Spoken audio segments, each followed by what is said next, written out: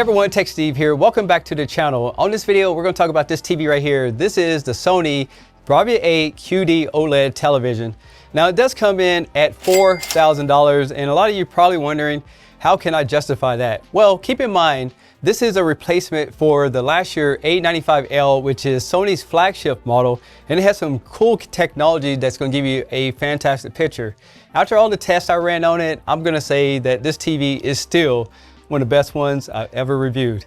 Let's get into it. One thing about this TV, it has very clean lines on it. The feet are on the sides of it, which you can raise up and down. On the center of it, you will find indicators, plus it has hands-free Google voice commands. Being that this is a QD OLED, I like the fact that Sony made the TV a little bit thicker so it doesn't feel so fragile whenever you carry it around. And keep in mind, the remote control is made out of recycled material, so Sony's doing their part for nature. And instead of showing you all these cool technologies that Sony has, let's take a look at the picture quality on movies so we can see how well it really performs in a real-time situation. When it comes to movies, this TV is amazing. You're gonna get this really dark contrasty black bars on it, watching letterbox movies, and you're gonna get this bright, vivid color picture thanks to the high nits rating on this OLED, and I'll show you that later on in the video. But I will tell you that the color reproduction is so accurate, it's gonna look exactly how you want it, and this TV has plenty of settings to adjust everything. Out of the box, cinema mode or filmmaker's mode is gonna give you the best look to it. And if you want to calibrate this TV, I did make that video as well, so you can check it out if you plan on doing that. I also want to say that this TV is smooth like butter when it comes to motion, and I'll show you that later on in the video when we get to TV testing. In SDR mode, this TV looks amazing. Now, Vivid mode is going to bring in the brightest picture, and I like Vivid mode, but some people tend not to. But if you want to get the best picture and the most accurate picture besides calibration, you definitely want to choose the cinema mode or the professional mode to give you the best results. And I feel that standard modes can be great for watching everyday content. Switching over to HDR10 with the camera on the same settings, you can notice that the TV does get much brighter and you have a lot of the same picture profiles as you have in the standard mode. But where this TV really shines is on Dolby Vision. This TV is so bright and so accurate. I would say that if you're looking for a TV to watch your favorite TV shows and you're paying for premium content, then Dolby Vision is going to look fantastic on this Sony Bravia 8 second generation. Now, I'm not trying to hype this up. When it comes to watching sports on this television, it's amazing. Now, I'm going to be using YouTube TV, but the great thing about this TV is that it has an ATSC 3.0 TV tuner. So if you're in an area, you can pick up some of the new 4K content right off the air. As far as watching sports on here, one thing I will tell you is that this TV looks very natural. Not only that the motion is smooth, but you can see all the shadow details and the color is going to pop thanks to the OLED technology that this TV has to offer. And based off the history that Sony has done on their televisions, you already know that it's going to look great on anything that you play through it, but sports is going to look exceptionally well. That gives you an idea of what this TV is going to look like on movies and sports. But now let's do some TV testing to see how well this TV really can perform. The first thing I'm going to show you is this dirty screen effect. And as you can see here, from side to side, this TV is very uniform. So you're going to get a very smooth picture on all types of content that you watch. Now, I would say that as it gets into the black levels, you then get into where that contrast shows on OLED televisions. And just rest assured, because QD OLED, each pixel are self-lit, you don't have to worry about any type of ghosting or gray screen on the content that you're watching. Another great feature about this TV is when it comes to blooming, I think it's doing a really good job. I mean, I put this TV at the max brightness and you can see a little bit of halo effect around the edges, but consider how QD OLED first started out. This one definitely is using a Sony technology to balance out the picture so you can get that brightness without losing any of the details. And if you're looking for a TV that looks very natural, this may be the one for you. This is a skin tone test that has different types of shades of skin. And as you can see here, everything looks very natural. The background doesn't have any kind of blue effect to it. And it looks very detailed. And this will have an effect when you're watching everyday content. And keep in mind, this is in cinema mode. It has that warm look to it. But if we get into some of the other picture profiles, it's going to have a lot more details as far as colors and reproduction of an accurate picture. Earlier on this video, I talked about the motion on this television that was smooth like butter. Well, I wasn't lying. Here's some different tests so you can see how smooth this TV is. In fact, I switched through the different picture profiles and it still looked good on everything that I ran through it. So if you're looking for a smooth picture, this is why you're paying so much more money for this television, is because of Sony's technology. Now this Bravia 8 II does have some motion settings inside of it, but in my opinion, I think leaving it on automatic is going to be your best bet and let the TV decide on its own.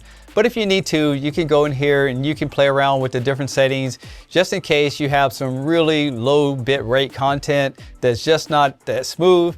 At least you have some different controls to try to smooth out that image to make it that much better. And I want to show you how well this TV upscales. So first of all, 480p content is not that high resolution, but I want to show you how well it can make this TV look good. I will tell you that the logo is still a little bit blurry because of how much resolution is going to this TV, but it's doing a great job on the master part of the picture to clean things up.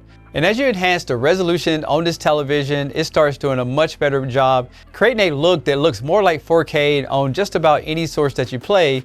But I would say that 1080p would be the sweet spot if you want to get the best picture quality if you don't have 4K available. Now let's take a look and see how bright this TV actually gets. To check out the brightness on HDR, I went into the picture profiles and I set the brightness to max.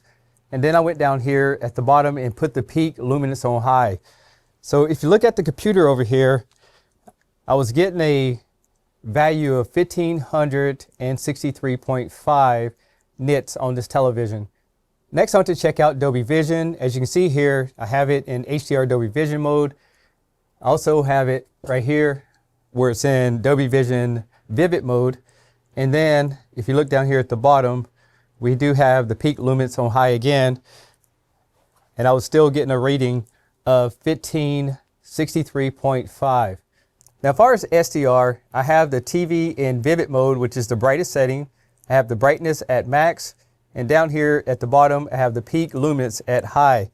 So if we go over to the laptop, you can see that it's reading 1186.4 brightness. So that's a pretty good amount of nits for SDR ratings.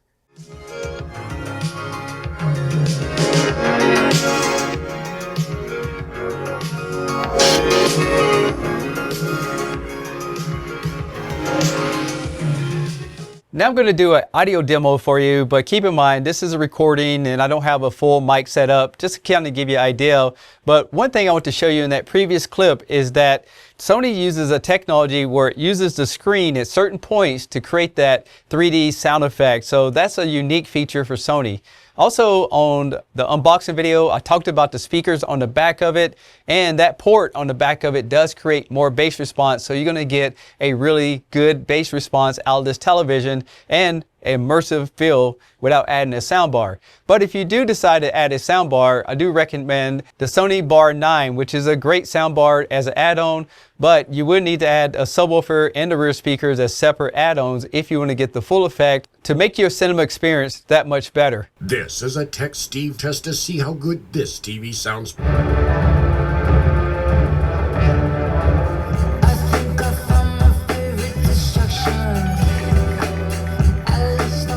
My pros, I don't play by the rules, I switch up the flow. Hey, chill on the weekend, give X's and no, she in love with the kid, I ain't texting her phone.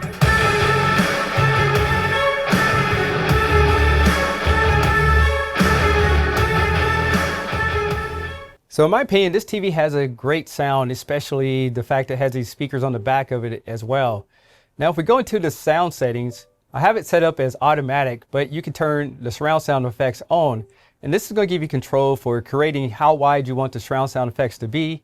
It also has a feature called voice zoom, and this is going to enhance the dialogue, especially if you add the Bravia 9 to it. It's going to have controls on that as well. It does have a built-in EQ, and you can see all the different settings here. You can adjust the balance, and you do have advanced volume that keeps the volume consistent, and that's going to help out with those annoying commercials.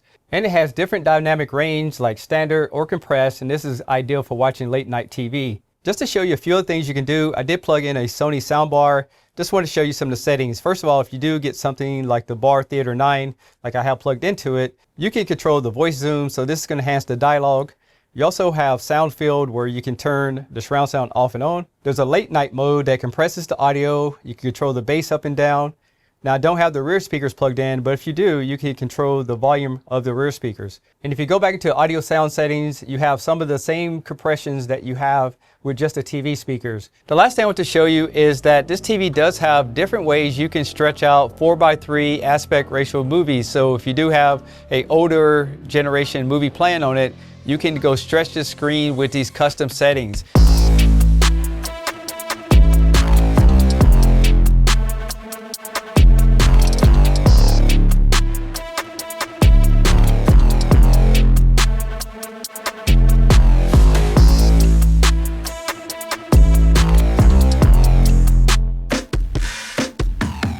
My final thoughts is that this TV is not for everyone, but if you're looking for something higher end that's going to perform and give you the best picture quality that I've seen in a long time, this is definitely one to consider. There are cheaper TVs on the market. I get that because I'm a consumer just like you. But for people who like, just the top of the line, the best, definitely this is one to consider. And the fact that the last year model that this replaced is the A95L that won a shootout with all types of brands out there, just something to consider whenever you're looking for a television. So the only thing I could find that I didn't like about this TV is that it didn't support 1440p. Other than that, it's a really good TV. I'm Tech Steve. Thanks all for watching, and I'll catch you guys on the next one. Peace.